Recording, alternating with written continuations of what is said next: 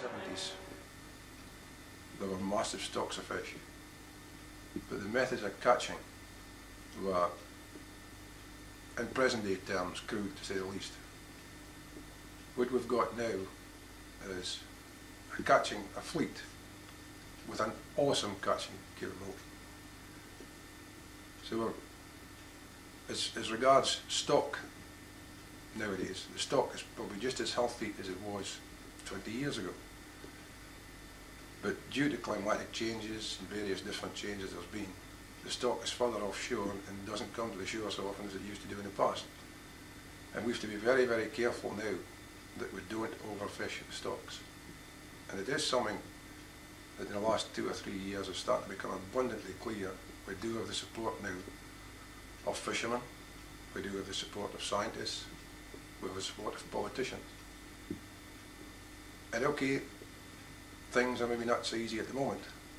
We've joined the EEC, but unfortunately Britain is an island. It's cut off from the rest of Europe. It doesn't, its geographical position means that the market capabilities of the processing industry in Europe are limited insofar as that the cost of transport to the mainland of Europe is prohibitive. But these are things that will sort themselves out as time goes on. Since I mean the very early days, I think it was the second class that I was in, and we lived in a small house here, being the cotton shore, Fletties they called it, and we lived there for a year. And I was never off the cotton shore, talking berries as we call it. We had bent train, and with the result that my school boots was a ring of salt water. And this teacher gave you places in the class for brush boots, which I didn't think was a very good thing. So my place in the class was down the front seat through the saltwater boots. Now I spent all my childhood days at the shore. All my childhood days at the shore. And so much, once mine up and usually we were brought up, you see, to respect Sunday and the Sunday school, but this time I'd been a bit on the side, and I was catching berries on a Sunday. So when I went up the house, my father says, "Oh, well, he says, did you ken anything about Sunday fishing?" I says, "Oh, aye." I says, the Englishman fishes on Sunday, don't they? He says, "I think there's some Scotchmen." And I was a Scotchman. So, as I said, I spent all my time. One of the things we did in the summertime was a few old men get the hornlings off the shore, and then drew up their boats every day, and we supplied pullers, we called them. That's the crabs. It was or crabs that we got it. It was peeling, and we got a penny each. Well, I got a penny each. I got after it was a sister of my granny's. So connections at that time was very important. You can't either, so being a connection, I got the extra penny, I think, for my. Now the last year that I was to school, in the summer holidays, I got a berth. We and all money. Fished at West Haven shore. No, it's a dancer's story. And I keep my hand pullers at that time, and I got a berth with him at the hornlines. And through the day, I used to clean his nets, his trout nets. We did some trout fishing at the edge of the Belgerson. So that was in the jobs that I made on. And that particular time, I lived with my granny.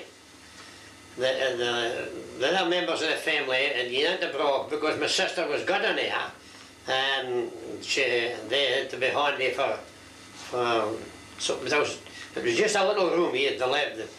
How they managed to get all sleep at doing, I expect some of them was sleeping in the flea. So there was no room for me, and it suited me fine.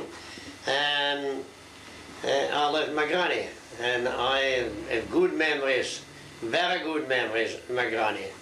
My granny and me got on awful well. She kept a shoppy. She was with it. My mother was 2 years old when she was with it.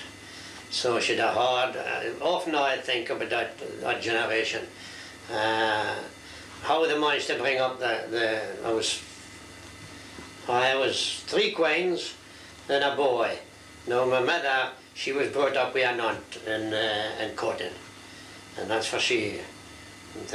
And I have good memories of my granny. A very good Christian woman she was, very good.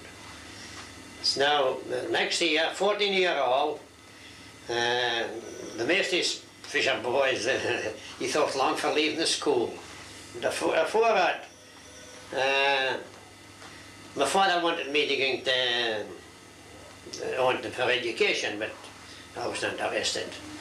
So when I left the school, I stepped aboard the boat, the Bella, and my father took up doing off of the beach every morning. My oldest brother Robert and me, he was 5 years older, so he knew more about the fishing than I did. So that was my start in the fishing. Usually the ripper, we went out, something Hanlon's. I mind the first time we went to Hanlon's. In fact, I could tell you the landmarks that we were working the Hanlon's. But you could only work the Hanlon's when the tide was slacking, if the tide was changing. And the landmarks that time was the Buchan and a red house, that's the second road here, the houses are when I put it, but at that time it was a single house. And the worst for the morning was at the McGregor's Kirk. That's where we was fishing. And great big, as fast as we could get in bait, great big sprags. Right. No, great big sprags. And that was one of my memories. Now, the summertime come, and my father had a converted sailboat, the Excelsior, F-R-8-7. So I said, I'm going to cook this year. Oh, he says, I think you're too young. I said, no, I'm going to cook. Now, if he'd asked me, I would have been ashore 100 times, I would think. Because I was sick every day, sick as a dog, every day.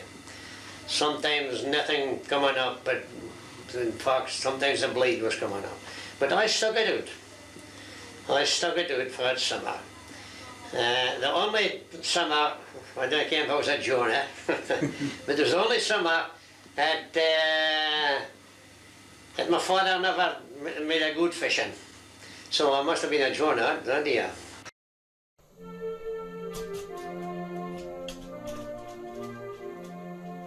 Oh, fish O'Haron, keep calling me. Oh, fish O'Haron from out the sea. Sailing boats come and sailing boats go, loaded with silver herring. Oh, I remember where the herring boats come. Oh, the water be far and wide. Down to the tune the curer's bell rang, calling the garters to the fireside. Oh, Miss O'Haron, keep calling me. Now, my father tells his story. Well, the well, she was a warm morning, and in our days there was an awful lot of dinkies knocking about. And, well, they were just outside the craters, they were sleeping rock, sleeping hour, and they ran here a pipe smoking, a clay pipe. So when my granny got a wash, she says to them, "No, dinna open my door to nobody." Ah, the bairns left, you see. And I snuggled come the door. So my auntie, she'd get the door. And as she, lads in, well, she answered for him. She says, "Is that you, my dear? You see?" She said, "Where are you?" They tried to make a voice like a wife, you see. So she opened the door and come in, it's a man and a wife. We got clay pipe smoking. Instead of something outside the fire, take the heat, they're into their side. They wouldn't go out, you see. She couldn't get him out. She comes back to my father, he was never in bed, you see, and she says, "A man and a wife, and I can't get him out." And well, he says, "He's old man, so you can't get him out." She says, "What laddie? Wafer, Walla Fishy was a man's name, by the front of him." So she gave off her him. So Walla Fishy, he gets a man in, puts him out. The time to come back for a wifey, the money was coming in. He said, "Nothing, jokes, I got him out." Again, after taking that days and I know, you think it was glad on inside to get heat. See, if you look back, they must seen half the times, poverty. For your granny was a codger. Aye. Did you get a route that she did? Maybe. Did what? Aye, which route did she gang? Had she a certain route that she went? Well, it was half that way. It was half stricken in mad. See what I mean? A that way. It was half that way they did. Had been train line. Aye. And did your grandfather take in line fish? And was it a line fish that she traded? Well, you see, my grandfather was a what? My father was 16 years old. I can imagine my granny. I can imagine my grandfather. How I see it, I was born. But it was the cradles of patterns that my daddy was drowned at. So it'd been a different time here. Aye. See, it would come on new for a pattern time. See, make them on the way, May, June, July, that kind of times. Because it was our head, my man, get there for it was, yeah, go back from Billings Gate all dead and dying. It was head with you. Okay? Well, my father told me a story about his father. He was out hauling his trunks just after the shorey, okay? And I think if it happened, and I came away to the team, but it was the yellow had been capsized, and they carried him to the farm. They got him, and they carried him to the farm. Well, the farm's a one, that's how the golf course is. And he really would have been saved if they had let him down and get him first aid and pump the water out of the lungs. So they really choked him, killing him. Now, my granny was a wa selling fish up the country. But the men get to say and the women get the country, and it's up family now. Realised. And she was built, I think, in 1904, but I'm not sure about that bit out. I think it would have been 1904, and she had two 60 horsepower petrol paraffin Kelvin engines. And we get the drift net in the Heron fishing summer and autumn at East Anglia. In the winter it was sea net. Out of the broch, sometimes across the week. And we did trip in 1930 round to Oban, fishing in the Minch, out of Oban. That didn't last long. Couldn't get a fish sealed. No market for them, it's too late into the summer. And that's, that's just about all. I was there way back, but I was in St. Combs drifter for a year, and then I got back. And was in the Blighty up until the war.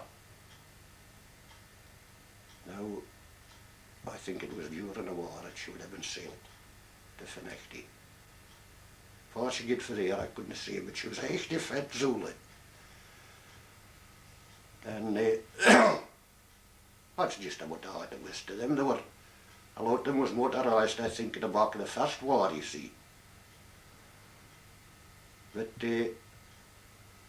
that's just about all there was to them. They were just all echt fit Zulus.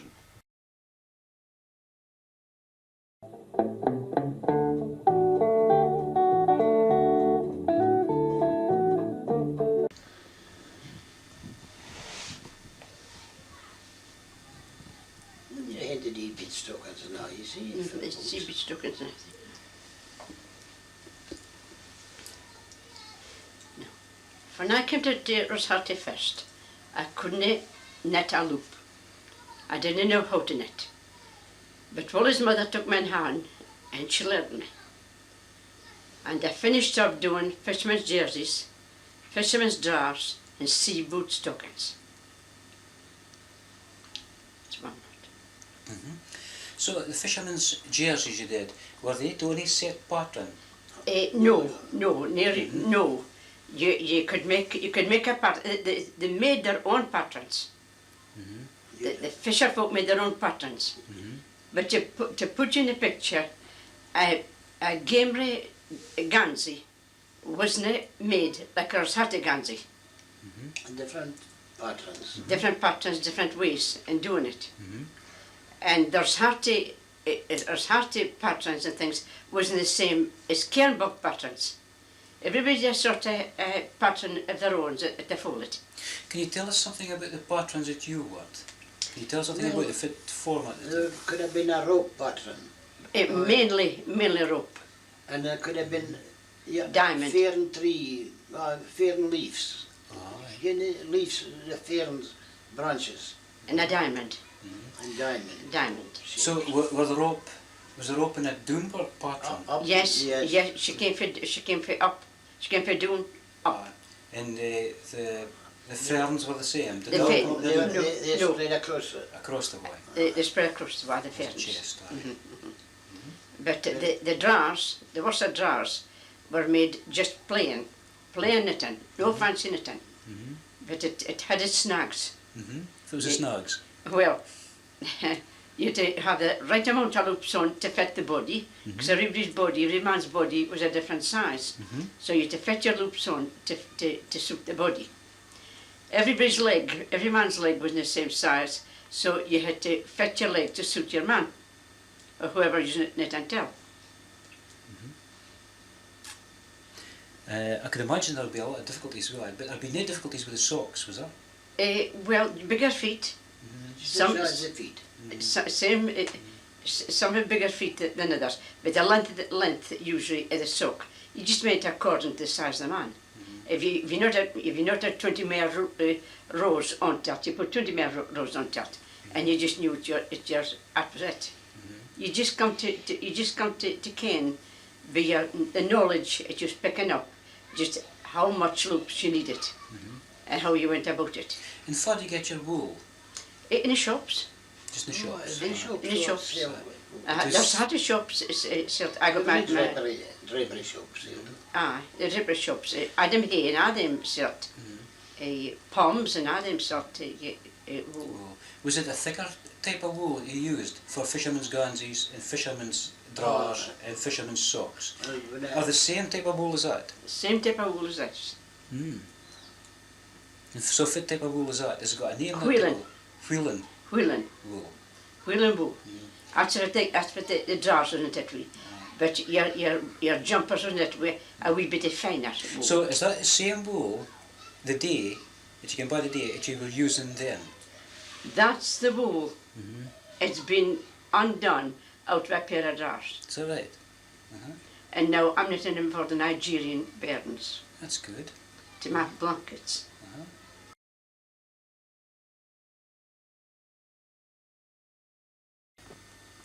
When you left school at 14 years old, there was two choices, either go to sea or go to be a farm servant. Naturally, being in the seaside, you went, at Harborside, you went to the sea. You started in a small rowing boat with cord nets and creels, and you work it your way up till you come to 15 or 16 years old, and you get into the herring boat with a drift net, and you work it your way up through, for being a cook. You started as a cook and you work your way up till you come to be mate or charge or owner, and till the drifters came. Then from the drifters came, But times being hard the way they were, the cook, the fireman and the driver got weekly wages, so you just had to fall in and take weekly wages all summer and autumn, and going to share with the Greatland in the winter time. Now, full of deficiencies for Fraserburgh, Yarmouth, West Coast to the Ireland, across to Ireland, back up the West Coast, up to Lerwick, and back to Fraserburgh in the month of June.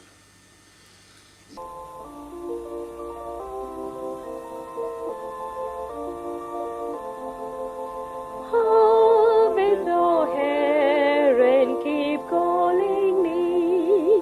Harvest, O heron, from out the sea. Sailing boats come and sailing boats go, loaded with silver carrying all. I remember when the herring boats came, all the water fair far and wide. Down through the dune the curious bell rang, calling the goddess fair the fireside. Harvest, O heron, keep calling me. Harvest, O heron, from out the sea. Sailing boats come and sailing boats go, loaded with silver carrying all. My memories run long and oh so dear. Ilka Blake's name was music to hear.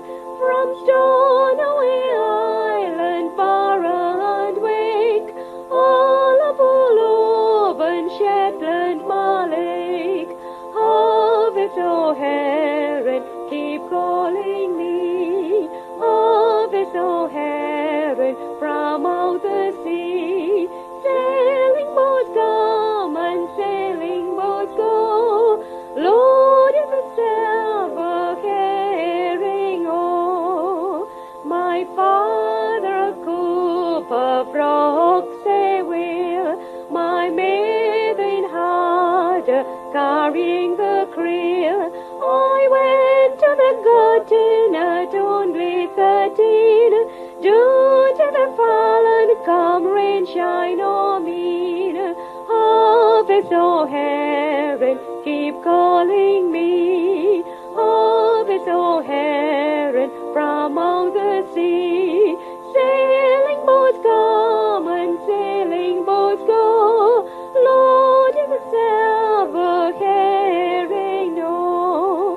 Valuable gems we'd always been told were rubies, diamonds, emeralds and gold. But for us fishes or riches to be were shoals of herring from out the sea.